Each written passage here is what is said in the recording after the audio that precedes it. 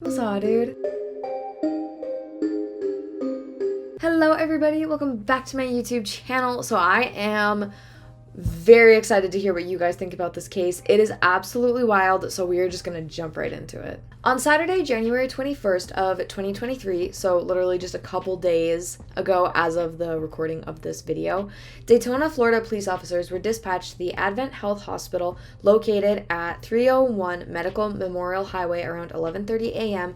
due to a report of a shooting. According to officials, an elderly woman, Ellen Gilland, 76 years old, entered the room of her terminally ill husband, Jerry Gilland, 77 years old, was staying in, confined herself in the room, and then shot her husband. According to the police, he was the only one in the room and nobody else was harmed. Upon arrival, our officers were directed to the 11th floor where they encountered an elderly female who had apparently shot her terminally ill husband, Daytona Police Chief Carlee Young said at a news conference.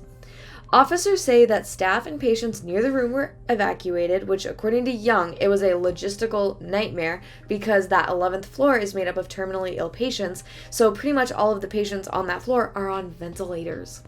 So can you imagine trying to move a terminally ill patient who's on a big machine keeping them alive? The hospital didn't have the room to evacuate the entire floor, but Young said that Ellen never left the room where the shooting took place. At no time were any of the hospital staff threatened or any patients, Young said. Around 3 p.m., after some negotiation that, took hours between Ellen and the police, she was taken by police into custody. She never put the gun down, so she never specifically made a threat that she was going to shoot any of us, but she never put the gun down, Young said. So we would have to assume that, if we were to rush in there, we didn't effectively communicate that it could have turned into a shootout situation. The police had to distract her to get her to put the gun down. She was hit with a beanbag as a distraction. Now, I had never heard about this before. It's called a flash bang that the SWAT team uses, Young said. They use it, it just makes a loud noise. It's like a noise pretty sure that you're familiar with. So they flew in a flash bang to distract her, and luckily it worked. It's a tough situation, so her husband was terminally ill, so she was already in a depressed state just based on her husband being terminally ill and knowing that the end was near, Young said.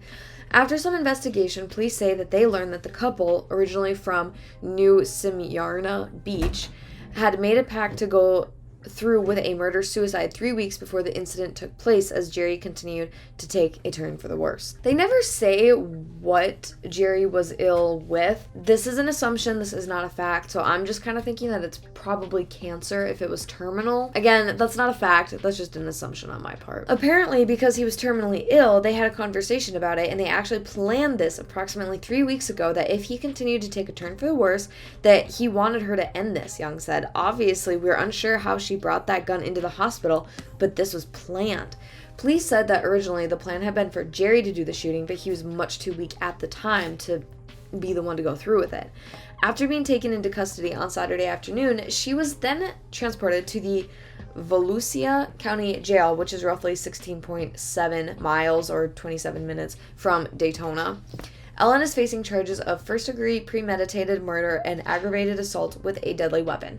So here are just some thoughts that I have about this case. Some cases I don't have a lot of opinions on, but this one I have a couple thoughts. So one, Ellen could have, supposedly made a murder-suicide pact with her husband, shot him in hopes of getting the life insurance money, which would make absolutely no sense because they would know that he died from a gunshot wound and they would, more than likely figure out that it was her, right? So that doesn't exactly pan out. But then if he was going to continue to take a turn for the worse, why didn't they do it before when they weren't in a hospital? But what's really curious to me is why didn't she commit suicide if that was the plan?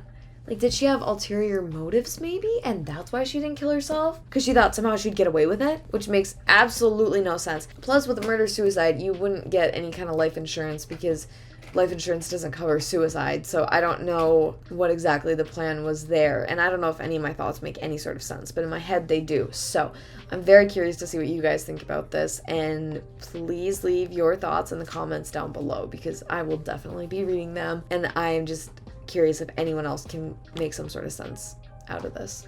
But that is it for me today. Thank you guys so much for watching, and I will be back tomorrow at 7 a.m. with another True Crime Courier video. Bye, guys.